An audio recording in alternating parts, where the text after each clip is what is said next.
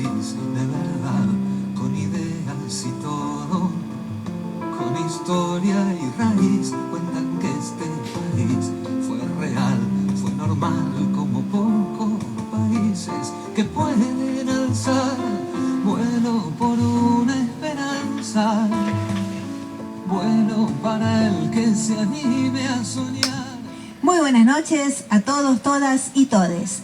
Desde la 97.5 Estación Urbana tenemos patria. Seremos su compañía hasta las 23 horas, si así ustedes lo deciden. Vamos a tener visitas. En un rato nos acompañará el señor Walter Rosaroli. Vamos a estar hablando obviamente de la actualidad local, nacional, bueno, y lo que vaya saliendo. Una charla entre amigos. En este lunes 8 de junio hemos tenido una temperatura máxima de 15 grados y una mínima de 8. Y en este momento, pasadas las 21 horas, tenemos 21 horas y 15 minutos, tenemos 11 grados de temperatura, llegando a la medianoche con 10 grados. Para mañana martes se anticipa una máxima de 13 grados y una mínima de 9, con 11% de posibilidades de lluvias. Y para el miércoles 15 grados de máxima y 8 de mínima, con 20% de posibilidades de lluvia. Ya debería dejar un poquito la lluvia, ¿no? Está medio cansadora ya. Hoy tuvimos solcito un poco y estábamos contentos, pero después otra vez nublado. Pero bueno, que haga lo que quiera, ¿no? Bueno, vamos a saludar a nuestro compañero de tareas y vamos con toda la información. Buenas noches, Tony, ¿cómo estás? Un gusto volver a verte. Hola, buenas noches, Normita, buenas noches a todos, todas. Como siempre decimos, nuestro programa está dedicado a la verdad y nada más que la verdad. Para eso cotejamos toda la información en medios locales, nacionales e internacionales, porque debemos seguir combatiendo las noticias falsas que tanto daño han hecho y hacen a nuestro país como al resto del mundo. Y bueno, como es nuestra costumbre, siempre vamos con alguna frasecita célebre para que ustedes memoricen y tengan en cuenta a la hora de votar y para que se guíen sus vidas de aquí en adelante y no cometan errores. Primera frase: la economía y el libre mercado son solo afirmaciones para el consumo de los tontos e ignorantes. La economía nunca es libre. O la controla el Estado en beneficio del pueblo, o la controlan las grandes corporaciones en perjuicio de este, que es lo que sucede en este momento con el gobierno de Javier Milei, que a fuerza de palos, de hambre, de miseria, de despidos, destrucción de todo el aparato productivo del país, nos quieren imponer el famoso modelo neoliberal que prima en otras naciones como por ejemplo Estados Unidos. El famoso primer mundo, donde tiene una ciudad que se ha denominado la ciudad de los zombies, en Los Ángeles, por la cantidad de gente que padece los efectos secundarios del abuso de las drogas, principalmente el fentanilo. Y se denomina la ciudad de los zombies porque realmente las personas quedan como zombies, personas que encontrás en la calle, congeladas, sin movimientos, a veces semidesnudos, a veces con un cigarrillo entre sus dedos, ya quemándoles la piel, y no reaccionan. Eso es el primer mundo del neoliberalismo y al que aspira el imbécil que tenemos en la Casa Rosada. Solo pregunto, ¿quién compra cocaína? Estados Unidos, por supuesto. ¿Quién compra el fentanilo? Estados Unidos. ¿Quién fabrica y vende armas? Estados Unidos. ¿Dónde no capturan cártel de narcotraficantes? En Estados Unidos. ¿Dónde indultan narcos? En Estados Unidos. Ya pasó con un expresidente de no recuerdo qué país de acá de Latinoamérica, que le dieron una condena de 45 años y Trump lo largó. ¿Quién vive bombardeando a los demás países? Estados Unidos, por supuesto.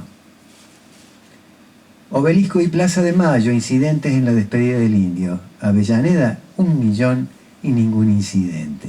No es la gente, son ellos. Tenerlo muy presente. presente. No estuvo la policía, no hubo ningún tipo de problema, no hubo ejército, no hubo ningún representante de la ley. Cuando lo quisieron hacer, el comienzo de que la gente empezó a acudir, a reunirse, de hecho, en la casa del Indio Solari, que los quisieron desalojar, bueno, hubo algunos forcejeos, les arrojaron gas pimienta, en fin, pasaron algunas cosas demasiado suaves, felizmente, y después desistieron porque no iban a poder, ni con todo el ejército de la nación, contener semejante muchedumbre. Superaron el 1.000.000 de personas. Más de 90 cuadras era el largo o longitud de la cola de gente que iba a despedir a su ídolo por última vez. Y cuando veo las multitudes que aman al Indio y al Ali, no entiendo quién votó a Milei, realmente. No me lo explico. Y una frase del Indio muy célebre, una frase que en cierta forma es bastante larga, porque dice lo siguiente: el medio pelo argentino odia a Fidel Castro y sus logros, 100% de escolarización, la esperanza de vida más allá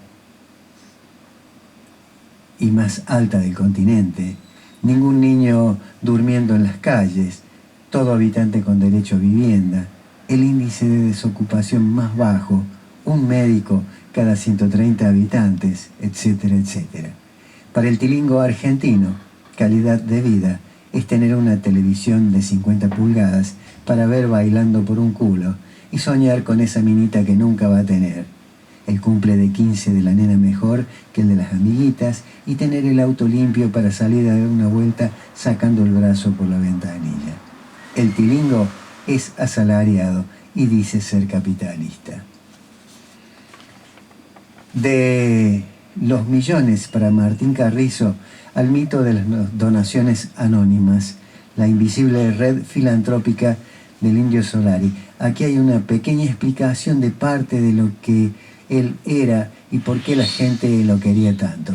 Tomen nota, señores políticos, ustedes que viven a costillas del pueblo, ocupando puestos en el Congreso y en las diferentes oficinas del Estado, nacional, provincial y municipal.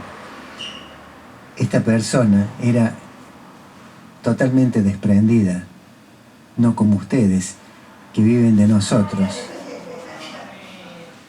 y no son capaces de darle siquiera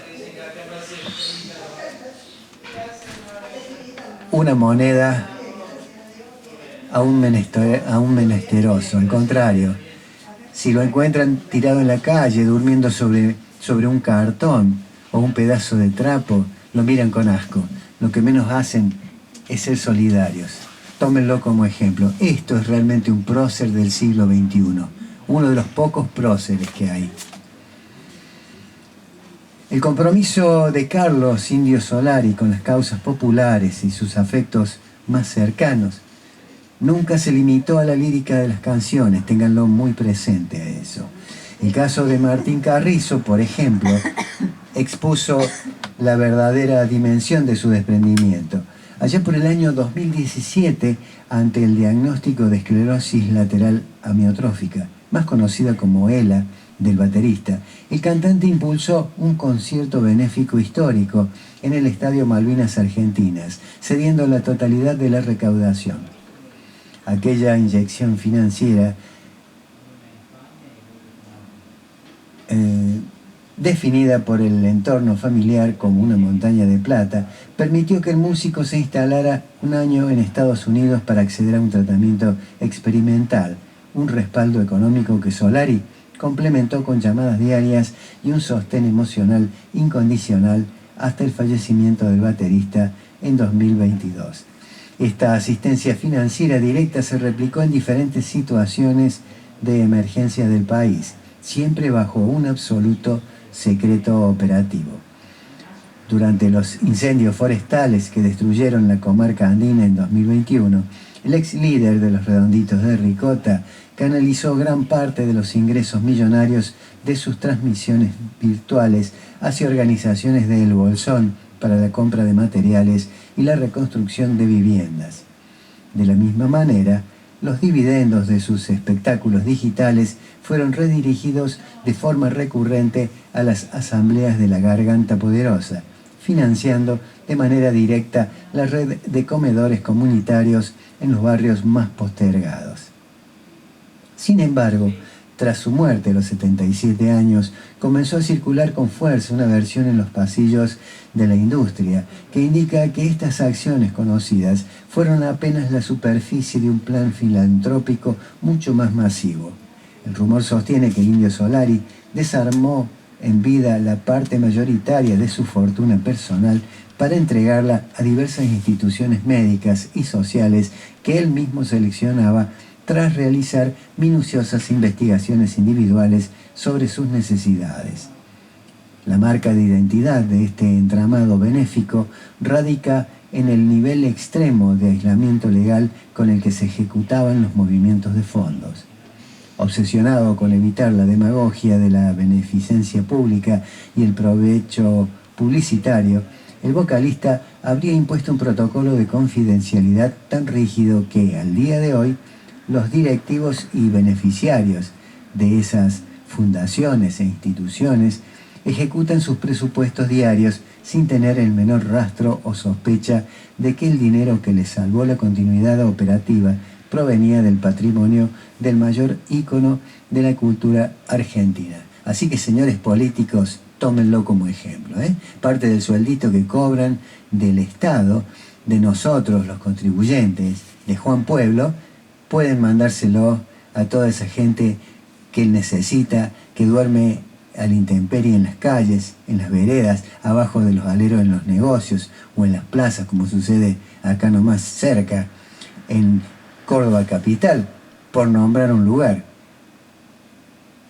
Ténganlo muy presente, porque como quiera que sea, él parte de lo que le daba el pueblo, se lo devolvía al pueblo ayudándolo. Y ustedes eso es lo que menos hacen. Y no piensan que gracias al pueblo, por el voto del pueblo, ustedes están ahí. Pero ustedes se olvidan, una vez que están ahí, de las necesidades del pueblo. Se preocupan solamente por sus necesidades materiales, engordar la billetera y tener cada vez una cuentita bancaria más grandota.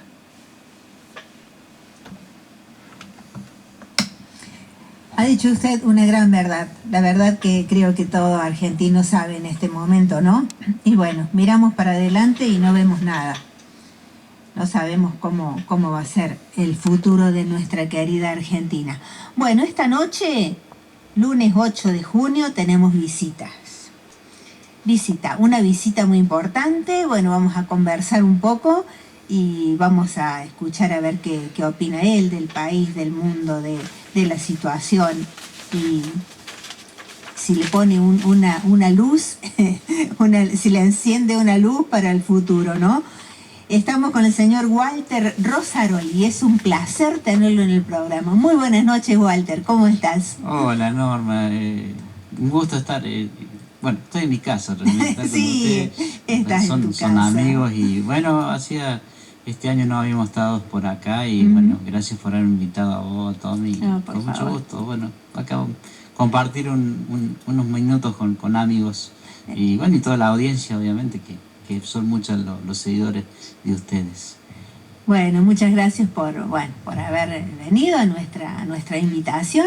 Y bueno, contanos, cómo estás viendo la realidad del país y de acá, de nuestra ciudad. Como vos quieras empezar, si querés empezar por lo nacional o por lo local, ¿cómo se ven las cosas a tu criterio?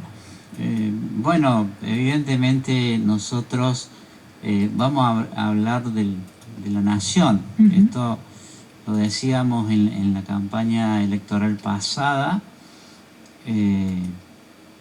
Lamentablemente no nos equivocamos porque había en discusión dos modelos, pero no con la crueldad que se está manifestando. Pero nosotros advertíamos de todas maneras que podía llegar a suceder, y fue lo que pasó. A partir de eso, no vale la pena hacer un análisis porque cada uno de las personas lo están padeciendo en sí mismo. Estos modelos de concentración en grupos, en pequeños grupos y factores de poder, le llevan mucha amargura, mucha tristeza, mucha destrucción a la mayoría del pueblo argentino. No hay ningún número real que diga lo contrario de esto, y basándonos en estadísticas oficiales. Hay una en base al año pasado, información del Ministerio de Salud de la Nación. Han muerto más adultos mayores en estos 2 años de crueldad que comparado con la pandemia. Mirá vos, por ejemplo, esos datos. Ese dato lo había escuchado y es muy triste porque este presidente directamente no se ocupa de los mayores, no se ocupa de nadie. Bueno, entonces esto ha llevado a que no vamos a juzgar a la gente. Si la gente votó lo que votó, sí, con una esperanza, obviamente. Obviamente hay sectores que tendrán que hacer sus autocríticas, porque evidentemente no la estaban pasando mal y compraron una cuestión aspiracional, porque es difícil. Nosotros como argentinos, que somos de una sociedad formada en un estado, de lo que en su momento se llamó el estado de bienestar, donde yo creía que no se iba a poner nunca en discusión educación pública sí o educación pública no, salud pública sí, salud pública no, esos valores que son fundamentales. Y en aras a un concepto, el de la libertad, vinieron y destruyeron, o están intentando destruir. Obviamente, felicitaciones a todos los sectores que resistimos. Sí, pero esa discusión, digamos, donde indicadores del mundo dicen que la educación universitaria es de excelencia, pública, gratuita y de excelencia, con reconocimiento en el mundo, acá se pone en discusión eso. Es inconcebible que sectores de la población que dependen del hospital público hayan votado en contra del hospital público.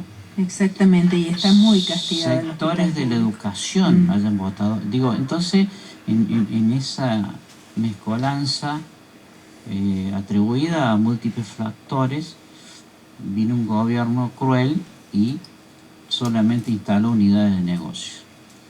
Es mentira que hay un superávit fiscal, y obviamente si vos, porque a ellos les gusta comparar el tema de la casa, ¿no? Siempre dicen que la economía del país como la economía doméstica. Primero que es mentira eso, pero digamos, tomemos eso. Bueno, si vos no le pagas la luz, no pagas el agua, no pagas el carnicero, no pagas el almacén, no pagas el combustible que consumís, no le pagas a nadie, tu ingreso, así sea magro, te va a alcanzar. Claro. Pero los 2 o 3 meses no va a poder vivir. Esto es lo que le está pasando a Argentina. Argentina es el país más endeudado del mundo. Qué triste. Eso no te hace sentir orgulloso. Para nada.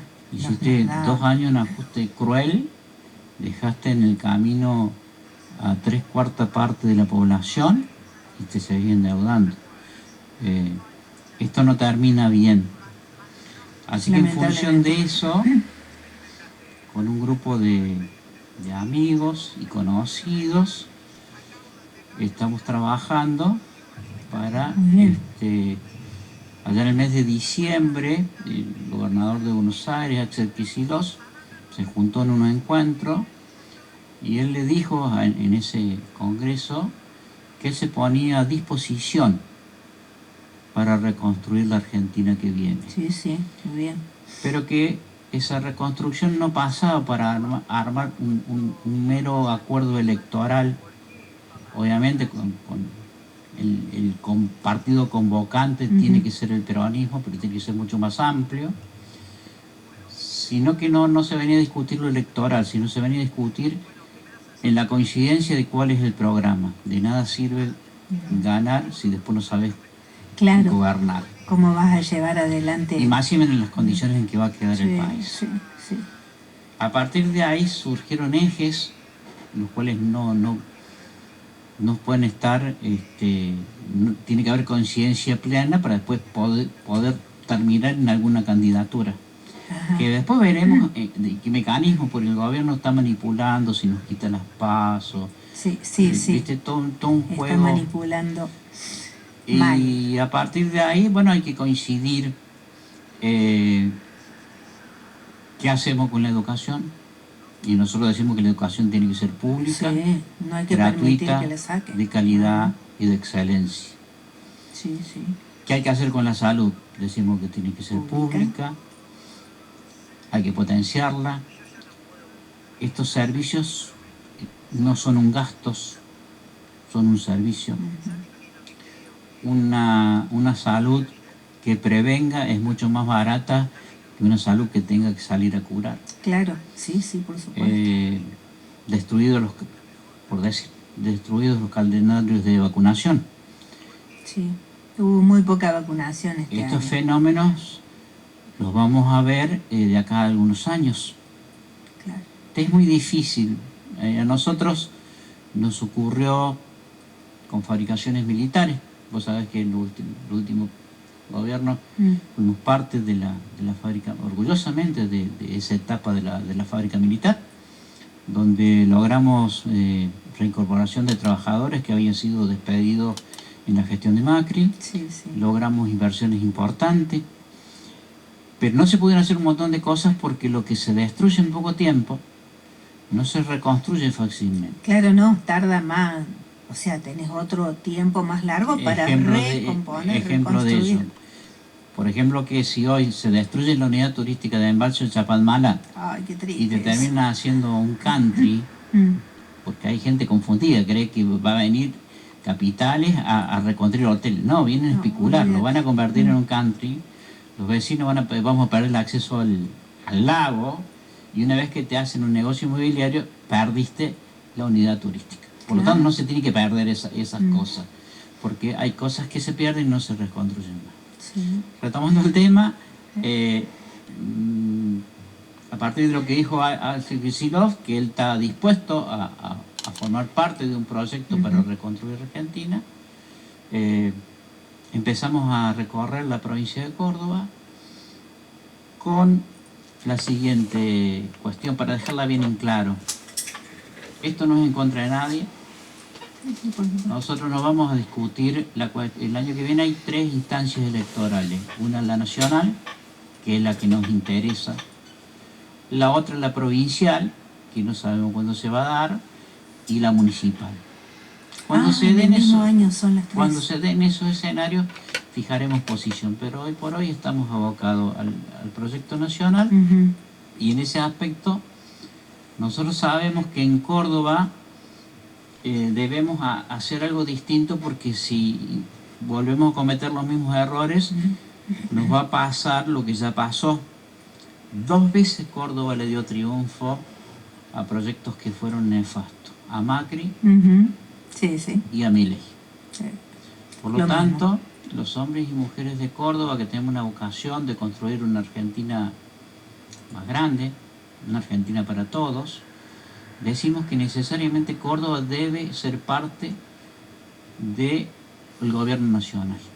Tiene que dejar ser la Córdoba de isla que allá Angeló la generó, digamos, esta cosa, y después se prosiguió, digamos, estar aislado. Argentina necesita de Córdoba y Córdoba necesita de Argentina. Así que queremos sumar a todos los hombres y mujeres que tengan esta vocación y esta voluntad de que Córdoba sea parte del entramado nacional, del peronismo nacional. Ya veremos quién es el candidato. Claro, sí. Y lo más importante, que tampoco tenemos referente. No venimos con el armado tradicional, que había un referente y todo el mundo se tenía que encuadrar con ese referente. Digo esto porque seguramente van a aparecer, y así esperemos que sea, muchas expresiones que digan, nosotros queremos acompañarlo a Axel Kicillof en esta vocación de armar algo grande. Claro, sí, ojalá. Entonces, ojalá que así sea, sí. Que cada cual que tenga voluntad se junte con sus amigos, construyan, se organicen y elijan el referente que quieren. No se andan vendiendo franquicia que uno solo va a ser claro. Digamos, porque esta cosa de referenciar en muy pocos no nos ha dado buenos resultados y esto no les sirve. Claro, exactamente. Hace falta juntarse mucho, debatir ideas y bueno, y de ahí sacar conclusiones mayoritarias. Sí, exactamente. Desde mi punto de inclusive vemos algunos encuentros, primero se empieza a hacer catarsis, y esto quiero ser claro. Tenemos que dejar de rajarnos tanto las vestiduras los peronistas. Ajá. Nosotros los peronistas nos hacemos cargo de nuestro gobierno. Sí, sí. Y nos hacemos cargo de los logros de nuestro gobierno. Porque podemos haber cometido errores. Y quienes no. Pero no hemos cometido crueldad. Yo recuerdo que hablaba con los compañeros de los distintos gremios en fábrica y decíamos, bueno, podemos discutir un montón de cosas. Pero lo que queda claro es que nosotros no venimos a discutir los derechos de los trabajadores. Claro, fundamental, fundamental. Los derechos de los trabajadores no se discuten. Exacto. Se protegen. Se protegen. Después hay forma, obviamente, de restricciones, de buscar alternativas. Ahora, apareció un gobierno cruel que te llevó puesto y por decreto. Sí, por decreto. Esto sí es una crítica que hay muchos gobernadores que se van a tener que hacer cargo. Por mirarse el ombligo ellos han sido cómplices de un gobierno cruel. Sí, sí. Donde se han llevado puesta la institucionalidad. O sea, hay que recuperar rápidamente a la república. No se puede gobernar por decreto cual si fuera una dictadura en plena democracia. No se entiende cómo piensan que quitando las fuentes laborales vamos a estar mejor. Nunca. Eso no cabe en la cabeza de nadie. En una Argentina que está todo por hacer. Exacto. Y si vos destruís, si no hay industria nacional, no hay desarrollo. Es imposible. Ya se ve que los países del mundo que solamente producen commodities, digamos, alimentos, energía y minería, que hoy es lo que estamos produciendo, pero si vos no pones valor agregado a eso, estás construyendo una sociedad para muy pocos. Exactamente. Y la felicidad del pueblo está cuando estamos todos, no pocos. Sí, todos tenemos que tener la posibilidad de crecer en nuestra patria, de tener lo nuestro y que los hijos, como estábamos conversando hace un rato, que las generaciones que vienen no se tengan que ir, se puedan quedar en su tierra y seguirla agrandando, seguirla cuidando, seguir progresando. No tener que buscar otro país para vivir. Sí, exactamente. Con una Argentina tan hermosa que tenemos y tan grande, y como vos decías, todo por hacer. Todo por hacer. Yo veo, bueno, esto es un tema que de los grandes desencuentros que tenemos, no podemos coincidir, obviamente en disputas, la famosa grieta, obviamente, que más allá de la discusión de cuándo arrancó, hay factores de poder que les sirve que estemos en esos desencuentros permanentes. Claro, sí. Por lo tanto, es función, desde mi punto de vista, obviamente, que cuando uno es gobierno no puede andar planteando esas divisiones abstractas. Es decir, acá pelea, digamos, el agro versus la industria. Claro, no. Y son complementarios, no puede haber esa pelea. Y de hecho hay dirigentes agropecuarios y dirigentes industriales que la entienden, digamos. Pero después viene el mundo de la política y de los lobbies, no necesariamente la política, y empiezan a esas fragmentaciones, pero esas peleas no le sirven absolutamente a nadie. Seguro, yo creo también que la cabeza del Estado en este momento, el presidente de la Nación, por supuesto, debe ser conciliador y no atacante, como yo lo veo en muchas ocasiones, que es atacante hacia el obrero o hacia el que piensa diferente. Obviamente, el presidente, que fue subestimado, sabe muy bien lo que hace. El presidente no responde a los arquetipos que tenemos nosotros en la cabeza. Se entiende que un presidente, un gobernador, un intendente protege el bien común. Exacto. Y genera las condiciones para que la mayor parte de la población, porque esa es la razón del Estado, si no, digo, ¿para qué quiere Estado? Claro, sí. Te siguen cobrando el impuesto a los combustibles, por ejemplo, que el 25% tiene que ser destinado para la obra pública. Si desaparece la obra pública, pero te lo siguen cobrando, ¿como cuál es la historia? Claro. ¿No venías a ponerme motosierra ahí?